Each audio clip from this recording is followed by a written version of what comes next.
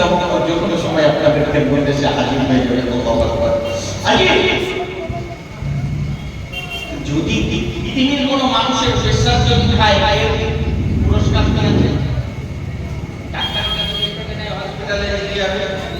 এছাড়া আল্লাহ রাসূল বললেন তোমাদের জন্য দুটো পুরস্কার, একটা হচ্ছে শুভ সংবাদ, একটা দুনিয়ার জন্য, একটা আখিরাতের জন্য।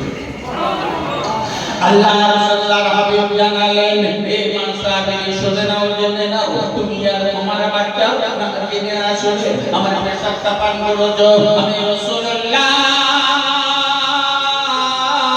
তোমাদের দুনিয়ার জন্য একটা শুভ সংবাদ দিলাম, আমার প্রেসারটা তোমাদের মা বেটার পেটে পৌঁছানোর কারণে যতদিন জগতের বুকে বেঁচে থাকবে আল্লাহ তোমাদের পেটে রোগ দেবেন না।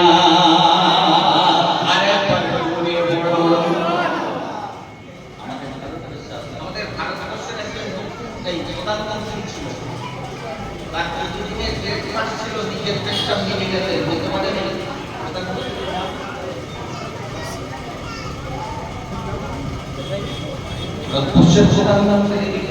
ভারতীয় হিসেবে না জানি